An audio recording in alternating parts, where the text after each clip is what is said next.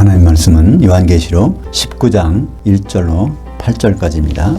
이 일들 후에 내가 들으니 그 하늘에 허다한 무리의 큰 음성 같은 것이 있어 그들이 이르되 할렐루야, 그 구원과 그 영광과 그 능력이 우리 그 하나님에게 있도다. 그의 그 심판은 참되고 의로운지라. 그 음행으로 땅을 더럽게 한 그 큰 음녀를 심판하사 자기 종들의 피를 그 음녀의 손에 갚으셨도다 하고, 두 번째로 그들이 할렐루야 하니 그녀의 연기가 세세토록 올라가더라. 또 24장로들과 네 생물들이 엎드려 그 보좌에 앉으신 그 하나님께 경배하여 이르되 아멘 할렐루야 하니, 그 보좌에서 음성이 나서 이르시되 그 하나님의 종들 곧 그를 경외하는 너희들아, 작은 자들이나 큰 자들이나 다 우리 그 하나님께 찬송하라 하더라. 또 내가 들으니 허다한 물이 음성과도 같고 많은 물소리와도 같고 큰 우레소리와 같은 음성으로 이르되 할렐루야, 주 우리 하나님 곧 전능하시니가 통치하셨도다. 우리가 즐거워하고 크게 기뻐하며 그에게 영광을 돌리세. 어린 양이 혼인이 이르렀고 그의 아내가 자신을 준비하였으므로 그녀에게 빛나고 깨끗한 세마포옷을 입도록 허락하셨으니 이 세마포옷은 성도들의 의로움들이로다 하더라. 오늘 말씀 가지고 아시나요? 금지된 찬양 할렐루야, 여호와를 자랑할 날까지 라는 제목으로 말씀을 나누겠습니다. 코로나19로 지루하고 답답한 일상입니다. 위드 코로나가 되면 좀 더 나아질 줄 알았는데 여전히 우리의 일상은 굴레에서 벗어나지 못하고 있습니다. 근데 우리 믿는 사람들에게는 다른 하나의 돌파구가 있잖아요. 하나님의 통치 안에서 우리의 미래를 바라본다면 우리 현실을 넉넉히 든든한 마음으로 이길 수가 있을 것입니다. 로마서 14장 17절에 보면 하나님의 통치는 먹는 것과 마시는 것이 아니요 오직 성령 안에 있는 의와 평강과 희락이라. 여기서 하나님 나라는 먹고 마시는 것이 아니라는 것은 무엇일까요? 하나님의 통치를 받는 생활은 먹고 마시는 것, 육신적인 생활, 혼적인 생활, 영적인 생활이 아닌 이 세상의 삶의 그 생활에 관계되는 것이 아니라는 것입니다. 바로 영적인 생활인데 그것은 바로 성령 안에 있는 세 가지가 나타나는 생활이 바로 하나님의 통치를 받는 생활이라는 것입니다. 의라는 것은 죄로부터 자유로운 것이고, 평강이라는 것은 하나님과 연결되어 있다는 뜻이며, 희락이라는 것은 환경에 관계없는 기쁨이 우리 속에서 솟아나는 것입니다. 아무리 세상이 어렵더라도 자유함과 하나님과 함께하심, 또 내적인 기쁨이 충만하다면 우리가 사는데 여유를 가질 수 있지 않을까요? 우리에게 익숙한 할렐루야라는 찬송이 있습니다. 할렐루야. 우리가 많이 사용하고 많이 듣고 있지만 그 할렐루야를 예수님은 한 번도 입 밖에 내보내시지 못했다는 것입니다. 심지어 다른 사도들도 마찬가지고요. 사도 바울이나 베드로나 사도 요한이나 그들은 한 번도 할렐루야를 말한 적이 없습니다. 왜냐하면 할렐루야는 하나님의 통치 결과물을 보고 여호와 이름을 자랑하고 뽐내는 것이기 때문에 그렇습니다. 그래서 할렐루야는 신약 성경에서 맨 마지막 책인 요한계시록, 그것도 19장에서 4번 나오고 끝납니다. 그래서 할렐루야라는 것은 어느 한순간, 마지막 순간에 있는 찬양인 것이죠. 할렐루야라는 단어는 3개 부분으로 되어 있습니다. 할렐, 이것은 자랑하라 그런 뜻이고요. 우는 너희들, 여러분 그런 뜻입니다. 그리고 야는 야훼, 여호와의 준말입니다. 그러니까 여러분은 여호와 하나님을 자랑하십시오 그런 뜻입니다. 할날이라는 그 히브리 동사가 있는데요. 이것은 뽐내고 자랑한다는 뜻입니다. 구약에는 크게 3가지가 있습니다. 하나님을 찬양하는 방법이 하나님께 감사하라, 또 하나님을 성축하라, 하나님을 찬양하라, 이 3 단어가 있는데 특별히 할날 이것은 그분의 결과물을 보고 자랑하고 높이라는 거예요. 그러니까 우리가 할렐루야를 쓸 수 없는 이유가 있습니다. 여호와 하나님의 결과물을 우리가 아직 못 봤잖아요. 그러니까 그때까지는 참아야 되시는 것이죠. 그러니까 예수님도 참으셨는데 우리가 못 참겠습니까? 그래서 시편 105편 4절에 보면 그의 거룩한 이름을 자랑하라. 할랄이라는 그 단어를 찬양이 아니라 자랑이라는 말로 번역했습니다. 아주 제대로 된 번역기죠. 그러니까 뭘 자랑하냐면 여호와의 이름을 자랑. 그러니까 여호와의 이름이 뜻이 무엇인지 그것이 성취됐을 때 그거를 자랑하고 뽐내라는 것이 시편 105편 4절의 그 내용인 것이죠. 그러니까 여호와란 이름이 뜻이 무엇일까요? 예레미야서 33장 2절에 그 뜻이 잘 설명되어 있습니다. 여호와가 무엇일까? 그러니까 여호와 하면 정확히는 무슨 뜻인지 모르겠다 하시는 분이 많아요. 근데 그것은 예레미야서 33장 2절에 보면 나와 있습니다. 많은 분들이 예레미야서 33장 2절을 잘 몰라요. 어디 있는지, 성경에 어디 있는지. 왜 그럴까요? 예레미야서 33장 3절 때문입니다. 그러니까 예레미야서 33장 3절. 그건 어느 집에나 벽에 붙어 있는 거죠. 너는 내게 부르짖으라. 내가 내게 응답하겠고 내가 알지 못하는 크고 비밀한 일은 내게 보이리라. 그러니까 기도할 때 그걸 붙여놓고 기도하는데 그것 때문에 그 바로 앞에 있던 여호와의 뜻을 사람들은 다 잊어버립니다. 그래서 예레미야서 33장 2절 볼까요? 이를 행하시는 여호와, 그것을 만들며 성취하시는 여호와, 그 이름을 여호와라 하는 이가 이와 같이 이르시도다. 그래서 직접 하나님이 여호와라는 뜻의 이름을 분명히 예레미야를 통해서 우리에게 알려주셨습니다. 그래서 여호와 또는 발음을 야훼라고도 하는데 정확한 뜻은 무엇일까요? 그는 반드시 성취하실 분이시다. 이것이 여호와의 뜻입니다. 성경에 여호와의 뜻이 나온 데가 있어요. 여호와 하나님께서는 누구에게 그 뜻을 처음으로 말씀해 주셨을까요? 아담에게 일러주셨을까요? 아브라함에게? 아닙니다. 모세에게 처음으로 여호와란 이 명칭을 일러주셨습니다. 그것이 출애굽기 3장 14절에 나오는데 우리말 번역은 어떻게 되어 있습니까? 나는 스스로 있는 자 아니라 이렇게 그럴듯하게 번역이 되어 있는데 그것은 그럴듯한 게 아니라 아주 엉터리 번역입니다.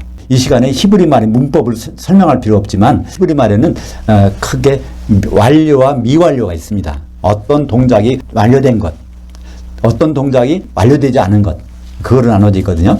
그러니까 미완료라는 것은 이미 과거에 어떤 일을 말하든지 앞으로 성취될 것을 말하는 그건데 출애굽기 3장 14절은 에흐예라는 단어, 그것이 되게 할 것이다라는 단어가 바로 미완료입니다. 그러니까 여호와라는 이름은 그 미완료에서 온 거예요. 미완료라는 것은 앞으로 미래에 그 일을 반드시 이루겠다는 그 뜻이 여호와라는 이름 속에 들어가 있는 것입니다. 성취하실 하나님께서 처음으로 그분의 포부, 그분의 뜻을 밝힌 문장이 있어요. 그러니까 구약은 히브리어로 돼 있고 신약은 헬라어로 돼 있는데 구약 히브리어 중에서 문법상 가장 강력한 의지의 표현이 나타나는 것이 창세기 2장 24절입니다. 그러므로 남자가 부모를 떠나 그의 아내와 합해서 한 몸을 이룰지로다. 그것은 여호와 하나님께서 강력한 의지를 표현한 것이에요. 그게 그분의 뜻이고 그분의 의도고 그것이 바로 성취할 그분의 일입니다. 근데 그 뜻이 과연 어떤 내용인지 그것은 구약의 어떤 사람에게도 알려지지 않았어요. 신약에 와서 사도 바울에게 처음으로 그 뜻이 공개되었습니다. 그것을 에베소서 5장 31절은 창세기 2장 24절이고 5장 32절은 그 뜻을 해석한 것입니다. 그러므로 남자가 부모를 떠나 그의 아내와 합하여 그 둘이 한 육체가 될지니 이 비밀이 크도다. 나는 그리스도를 향하여와 교회를 향하여에 대해서 말하노라. 이것이 하나님의 큰 비밀이고 하나님의 의지고 그것을 반드시 성취하겠다는 그 내용이라는 것입니다. 근데 여기서 중요한 것은 헬라어에 중요한 전치사가 하나 있어요. 에이스라는 전치사. 그러니까 그리스도와 교회의 결혼이 아니라 그리스도를 향하여, 교회를 향하여 그리스도가 어떤 모습이 되고 교회가 어떤 모습이 될 때 혼인하겠다. 그런 내용이 여기 헬라어의 그 에이스라는 전치사에 포함되어 있는 것입니다. 하나님의 뜻과 통치의 비밀은 그리스도는 신랑이 되고 교회는 신부가 되어서 혼인하는 것. 그것이 바로 하나님의 큰 비밀이고 하나님의 성취할 목적이고 그분의 의도가 되는 것입니다. 그래서 그런 하나님의 의도, 하나님의 이름과 하나님의 뜻과 하나님의 통치일 세 가지를 예수님께서는 제자들에게, 무리들에게 알려주셨어요. 그것이 바로 주기도문의 앞부분의 내용입니다.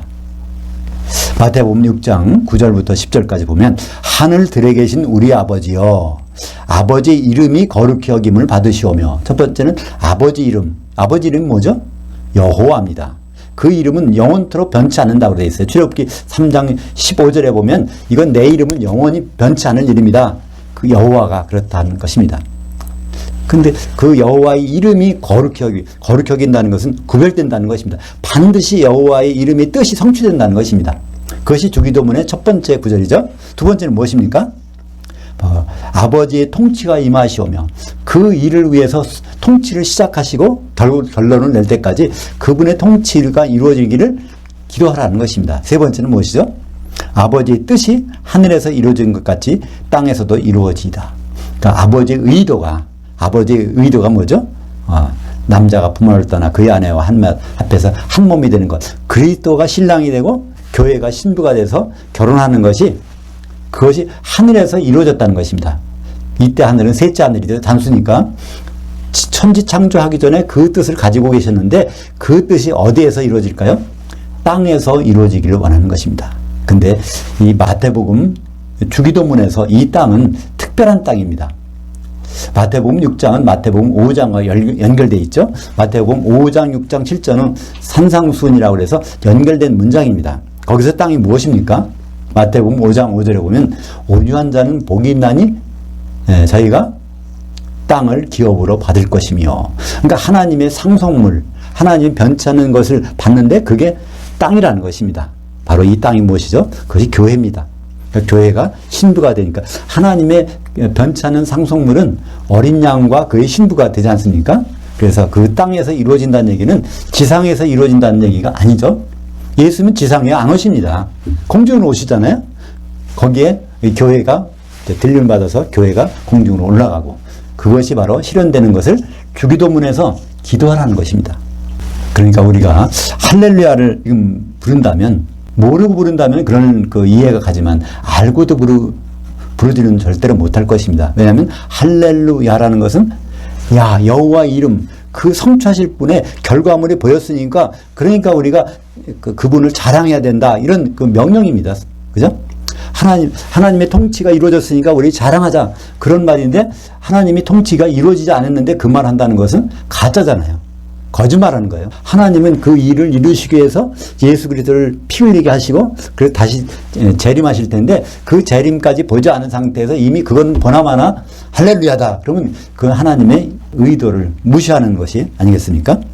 그래서 성경에서 할렐루야가 등장했다면 무슨 뜻일까요? 할렐루야가 성경에서 등장하는 순간 할렐루야, 여호와 하나님이 일을 성취하셨대, 그런 뜻이잖아요. 그러니까 거기에 그것이 나오는 순간 하나님의 통치는 끝나고 예수님이 천년왕국을 시작하시는 그 순간이죠. 그것이 바로 요한계시록 19장 1절에 처음으로 등장하죠. 오늘 본문에 19장에는 할렐루야가 4번 등장합니다.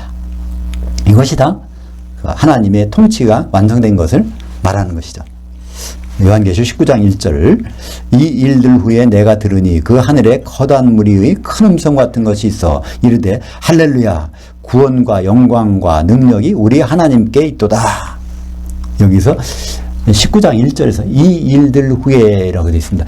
이 일들이 뭘까요?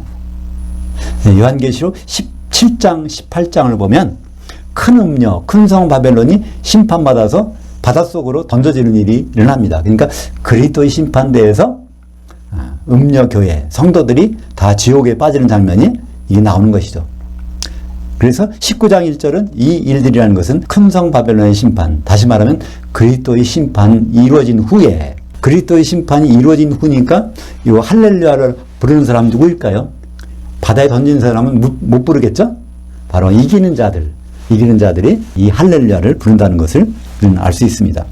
요한계시록 18장 20절 21절, 그러니까 19장에 할렐루야를 부르기 전에 어떤 일이 있었는지에 바로 전으로 돌아가서 이걸 한번 보겠습니다. 그 하늘과 성도들과 사도들 곧 선지자들아, 그녀로 말미암아 즐거워하라. 그 하나님이 너희를 위하여 그녀에게 심판을 행하셨음이라 하더라. 이에 한 힘센 천사가 큰 맷돌 같은 돌을 들어 그 바닷속으로 던져 이르되 큰 성 바벨론이 이같이 비참하게 던져져 결코 다시 보이지 아니하리로다. 그 불 섞인 유리 바닷속으로 큰 성 바벨론, 큰 음녀, 그러니까 기름을 준비하지 않은 성도들이 거기에 다 빠져버렸다는 거예요. 그게 바로 오늘 요한계시록 19장 2절의 내용입니다. 요한계시록 19장 2절을 볼까요? 그의 심판은 참되고 의로운지라 그 음행으로 땅을 더럽게 한 큰 음녀를 심판하사 자기 종들의 피를 그 음녀의 손에 갚으셨도다 하고. 그러니까 여기서 심판이라는 것은 세상을 심판하는 것이 아닙니다. 세상 심판은 천년왕국 다음에 백보자 심판에서 있어요. 그죠? 이 심판은 바로 기독교인들을 심판하는 것입니다. 기독교인들은 모두가 휴거돼서 공중에 올라가는데 거기서 음녀교회에 속한 사람들은 바닷속으로 던져지고 그 다음에 기름을 준비한 사람들은 혼인잔치에 들어가서 한 신부가 돼서 어린 양과 혼인하는 것입니다. 그러니까 심판을 통과한 자는 누구일까요? 한마디로 이기는 자라고 표현하고 있습니다. 요한계시록에 이기는 자가 나와요. 요한계시록에서 2장 26절에 보면 내 일들을 끝까지 지켜보는 자가 예수님은 이기는 자라고 말씀하셨어요. 예수님의 일이 무엇인지 우리는 다 알 수 있습니다. 원래 하나님이신데 독생자로 이 땅에 내려오셔서 피를 흘리시고 죽으셨어요. 근데 부활하셔서 맏아들이 되셨어. 이제 하늘 보좌에서 이제 우리를 위해서 간구하시다가 그리고 공중으로 내려오시는데 맏아들로 내려오시는데 마지막은 그분이 신랑이신 어린 양입니다. 그러니까 신랑이 어린 양의 모습을 지켜보는 자, 거기까지 보는 자가 이게 이기는 자가 되는 것이니까 이기는 자는 혼인잔치에 당연히 있겠죠. 마지막까지 예수님을 지켜보는 자니까.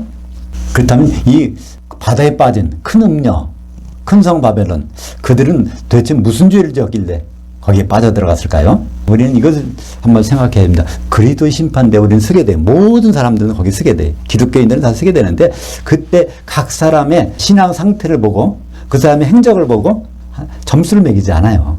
단적인 예로 그 사람이 커트라인을 통과했을까 못했을까 그걸 가지고 보지 않는단 말이에요. 그러니까 그리스도의 심판대에 가장 쉬운 예수님 설명은 뭡니까? 열처녀의 비유와 양과 염소의 비유예요. 너희가 누구와 신앙생활을 같이 했느냐 그것만 보고 판단하시겠다는 것입니다. 그러니까 큰 성 바벨론은 과연 어떤 부류의 신앙생활을 했는가 그걸 알려주는 내용이 바로 요한계시록 18장 7절에 있습니다. 그녀가 마음에 말하기를 나는 여왕으로 앉은 자여 과부가 아니라. 이런 생각을 가지고 신앙생활하는 사람들은 바다, 불석균이 바닷속에 던져질 사람입니다. 이런 사람들은 기름을 준비하지 않는다는 거예요. 왜 그렇죠?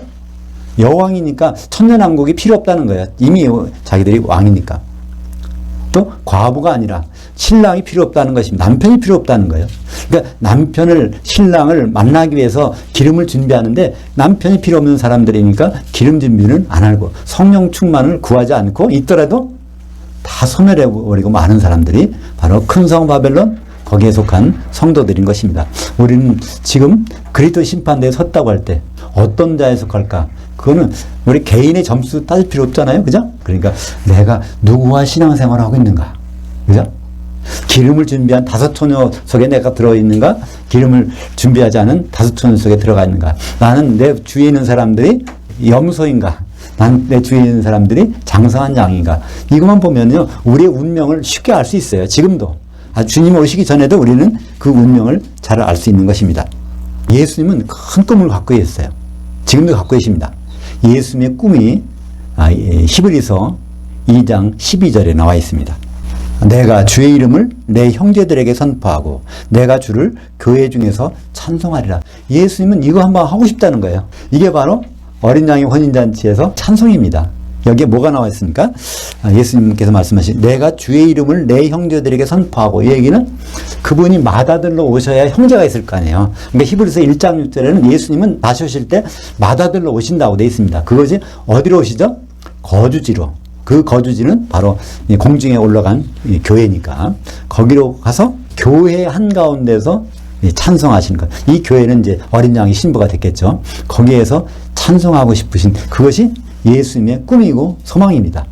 우리 교회 이름이 바로 이제 꿈의 교회인데요. 사실 꿈의 교회의 이름이 바로 예수님의 꿈을 우리의 꿈으로 그래서 시작된 거 아닙니까? 예수님이 그런 꿈을 갖고 있는데 우리가 그 꿈에 동참하고 싶다는 소망에서 교회 이름을 그렇게 지은 것입니다. 그것이 바로 예수님이 히브리서 2장 12절이 그 똑같은 내용이 어디냐면 요한계시록 19장 5절에서 그 말씀 하시는 것입니다. 요한계시록 19장 5절은 바로 예수님이 하시는 말씀입니다. 볼까요? 그 보좌에서 음성이 나서 이르시되 그 하나님의 종들 곧 그를 경외하는 너희들아 작은 자들이나 큰 자들이나 다 우리 그 하나님께 찬송하라 하더라. 여기에서 그 보좌는 누가 앉아 있을까요? 전능하신 이와 어린 양이 앉아 계신 그 보좌입니다. 요한계시록 7장 9절 하반절부터 10절까지 보면 아무도 셀 수 없는 큰 무리가 나와 흰 옷들을 입고 손에 종려가지를 들고 그 보좌 앞 곧 어린 양 앞에 서서 큰 소리로 외쳐 이르되 구원이 보좌에 앉으신 우리 하나님과 그 어린 양께 있도다. 이게 똑같은 내용이에요. 요한계시록 7장에 있는 내용이 바로 구원에 대한 혼의 구원을 이룬 찬송이 어디 있습니까? 오늘 19장 1절에 보니까 거기에 구원과 그 영광과 능력이 우리 하나님께 있도다. 이게 똑같은 내용을 7장에서 있고 또 10장에 있고 또 15장에 있고 또 19장에 있고 여러 군데서 똑같은 내용들을 이렇게 기록하고 있는 것입니다. 요한계시록 19장 5절에 다시 보면 그 보좌에서 음성이 나서 이르시되 이 음성이 바로 어린 양 예수님의 음성이죠. 히브리서 2장 12절에 있는 그 말씀하신 예수님인 것입니다. 그걸 어떻게 또 알 수 있어요? 우리 그 하나님, 너희라고 하면서 우리 그 하나님, 이건 예수님밖에는 그런 말씀을 할 수 없잖아요. 예수님이 모든 이기는 성도들 앞에 서서 우리가 그 하나님을 찬송해야 되지 않겠느냐. 그 말이 헬라어로 아이네이테 토 데오 헤몬입니다. 아이네이테 토 데오 헤몬이라는 것이 히브리 말로 바꾸면 이게 할렐루야예요. 헬라어로는 아이네이테 토 데오 헤몬인데 히브리 말로는 할렐루야. 이 할렐루야가 바로 예수님이 여기서 처음 할렐루야를 하신 장면입니다. 본문 1절과 6절에 보면 오늘 나오는 이 찬송을, 할렐루야 찬송을 부르는 그 주체가 무엇인가? 그것은 허다한 무리. 1절에도 이 일들 후에 내가 들으니 그 하늘에 허다한 무리가, 또 6절에도 또 내가 들으니 허다한 무리. 그러니까 허다한 무리가 과연 누굴까? 그리스도 심판대에서 보좌 앞에서 찬양하는 허다한 무리는 그거는 이기는 자들입니다. 그죠? 그러니까 심판을 받고 나서 신랑과 같이 있으니까, 그죠? 신랑을 뺏길 자들이 아니라 신랑과 같이 있는 그 허다한 무리니까. 그들이 또 흰옷을 입었다고 되어 있어요. 흰옷을 입은 걸 보면 요한계시록 3장 5절에 이기는 자는 흰옷을 입으리니, 그러니까 그들이 이기는 자라는 것을 알 수 있습니다. 마태복음 25장 10절에 신랑이 오므로 준비했던 자들은 함께 혼인잔치 들에 들어가고 문은 닫힌지라. 그러니까 열처녀에 비해서 이들은 기름을 준비한 자들이고 그들을 다른 말로 이기는 자들이죠. 그 이기는 자들에게 예수님이 여호와 하나님을 찬양하라 이렇게 말씀하신 것입니다. 어린 양의 혼인은 두 가지가 있다고 그랬죠. 오찬과 만찬이 있습니다. 마태복음 22장 4절에 보면 거기에 혼인잔치에 오찬에 모든 사람들 길에 가서 모든 만나는 사람마다 다 데릴 거라고 돼 있죠. 그게 바로 모든 기독교인들이 이제 공중에 올라가서 주님을 만나게 됩니다. 그게 바로 오찬입니다. 아리스톤이라는 혼인의 오찬이에요. 근데 거기에서 예복을 안 입어 쫓겨난 사람이 있죠. 그 만찬에서 쫓겨난 사람들이 있습니다. 그 만찬은 데이프논이라고 하는데요. 그것이 요한계시록 19장 9절에 나와 있습니다. 볼까요? 천사가 내게 말하기를 기록하라. 어린 양의 혼인 만찬에 청함을 받은 자들은 복이 있도다. 어린 양의 혼인 만찬까지 들어가야 복이 있고 이것이 결혼식이고 신랑과 같이 천년 동안 지내는 그런 기회가 된다는 것입니다. 그러니까 예수님께서 오늘 요한계시록 19장 5절에 여호와 하나님을 찬양하라. 그러니까 이제 그걸 화답해서 누가 허다한 무리가 이제 이게 찬양하는 것입니다. 뭐라고 찬양할까요? 이게 바로 할렐루야 찬송의 완곡입니다. 할렐루야 찬송의 가사가 어떻게 될까요? 우리가 앞으로 공중에 올라가서 할렐루야 찬송을 부를 텐데 그 풀 가사가 나와 있습니다. 그것이 요한계시록 19장 6절 하반절부터 8절까지 나와 있는 것입니다. 할렐루야 우리 주 하나님 곧 전능하시니가 통치하셨도다. 하나님 아버지께서 계획하시고 있던 그 꿈을 이루셨다는 거예요. 어린 양의 혼인을 계획하셨지 않습니까? 그것이 이루어졌다는 겁니다. 그리고 우리가 즐거워하고 크게 기뻐하며, 여기에 즐거워하고 기뻐한다는 게 그냥 우리가 갑자기 뭐 TV 보고 또 뭐 좋은 오락보람 보고 그 기뻐 즐기는 게 아닙니다. 그죠? 여기는 기가 막힌 단어가 썼어요.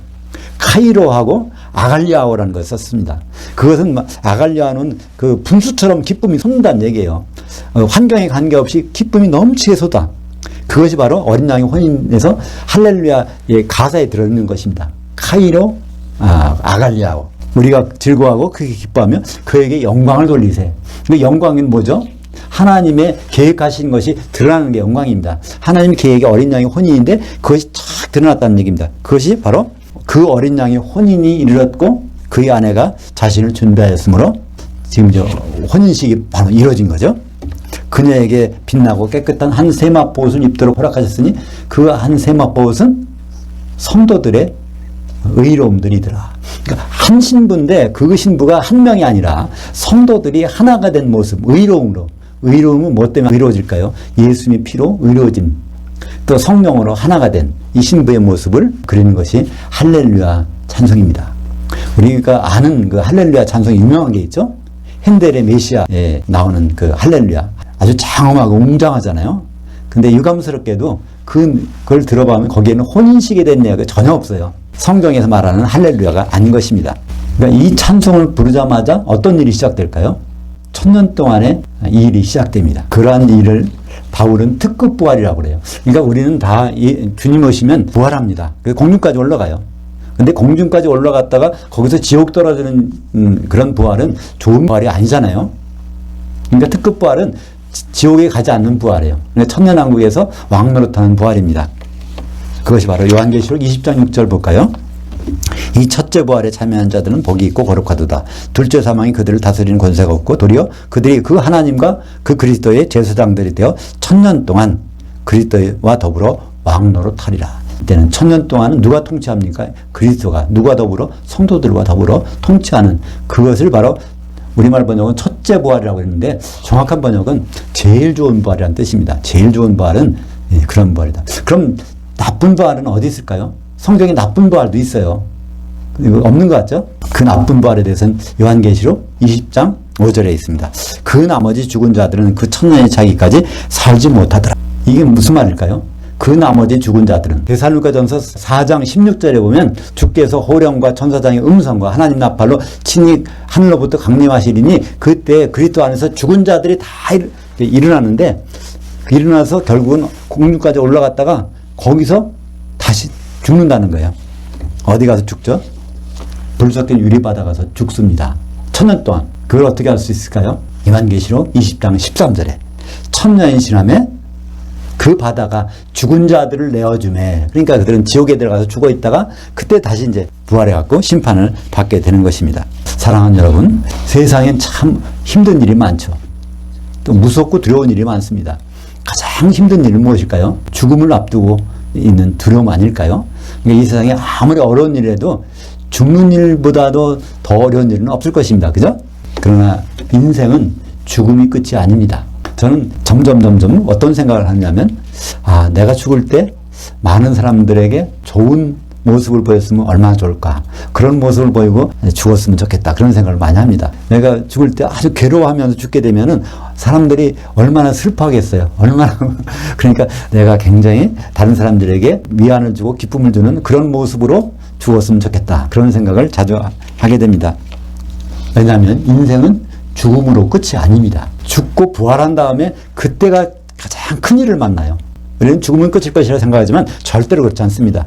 죽고 그 다음에 부활한 다음에 우리는 엄청난 두려운 일을 만납니다. 그래서 예수님은 그거를 두려워라고 그랬어요. 그러니까 우리는 이 세상을 살 때는 안심하지만 부활할 때 두려워라고 그랬어요. 그 말씀이 어디 있는가요? 마태복음 10장 28절에 있습니다. 이것은 예수 믿는 사람들에게 예수님이 직접 하신 말씀이에요. 몸은 죽여도 혼은 능히 죽이지 못하는 자를 두려워하지 말고 오직 몸과 혼을 능히 지옥에다가 멸하실 그분을 너희는 두려워하라. 그 얘기는 육신을 가지고 있는 이 벌어지는 일을 절대로 두려워하지 말라는 거예요. 그러나 죽었다가 부활할 때 지옥 보내실 분, 너희를 지옥 보내실 분을, 그러니까 너희란 단어가 우리말 번역에서 빠졌습니다. 그러니까 예수 믿는 사람들을 지옥 보내실 분을 두려워하라는. 지옥은 어떤 때에 들어갑니까? 큰 성 바벨론에 섞여 있으면 들어갑니다. 그죠? 기름을 준비하지는 않는 사람과 같이 신앙생활하고 있으면 불 섞인 바다 속에 영락없이 들어가요. 개인 성적이 아무 필요가 없어. 우리가 누구와 같이, 어떤 우리와 같이 신앙생활 하느냐에 따라서 우리 운명이 결정되는 것입니다. 우리는 가끔 할렐루야를 지금 할 수는 없지만 금지곡이니까 할렐루야를 찬양하는 모습을 그리면서 우리가 현실로 돌아올 때 우리는 큰 힘을 얻을 수 있을 것입니다. 할렐루야라는 것은 정말 주님과 결혼하고 그 다음에 1000년 동안 그분과 지낼 그것이 보장되어 있는 그때의 부를 찬송입니다. 그때 찬송을 부를 때 그때 가서 가사도 모르고 찬송가 부르는데 엉터리로 이렇게 부를 게 아니라 우리가 할렐루야의 찬송의 가사를 다 지금 알고 있으니까 이것을 묵상해서 제대로 알고 있다가 그날 그 앞에 가서 힘차게 할렐루야 찬송을 부르지 않겠습니까? 그 가사를 다시 한번 보고 오늘 마치도록 하겠습니다. 할렐루야 찬송의 전 곡의 가사 내용입니다. 할렐루야 우리 주 하나님 곧 전능하시니가 통치하셨도다. 우리가 즐거워하고 크게 기뻐하며 그에게 영광을 돌리세. 그 어린 양이 혼인이 이르렀고 그의 아내가 자신을 준비하였으므로 그녀에게 빛나고 깨끗한 한 세마포옷을 입도록 허락하셨으니 이 세마포옷은 성도들의 의로움들이더라. 그러면서 할렐루야, 이것이 바로 예수님이 할렐루야 선창하면 우리가 할렐루야 이제 합창하면서 이 찬양을 부르게 될 그 순간이 있기 때문에 코로나19가 와도 대상이 답답해도 여러 가지 문제가 생겨도 우리는 위안을 받고 다시 일어설 수 있는 것입니다. 기도하겠습니다. 아버지 하나님 감사합니다. 오늘 할렐루야의 의미와 뜻과 그 내용을 알려주심을 감사합니다. 할렐루야는 너희는 여호와를 자랑하고 뽐내라는 말씀인데 여호와께서는 이 일을 성취하실 분이고 그 일은 어린 양의 혼이라는 것을 다시 한번 생각합니다. 우리가 주님을 신랑으로 맞을 때 그분과 혼인할 준비가 되어 있는지 우리는 항상 우리의 주위에 어떤 성도들인지를 분별하고 신앙생활을 할 수 있도록 인도하여 주시옵소서. 예수님의 이름으로 기도합니다. 아멘.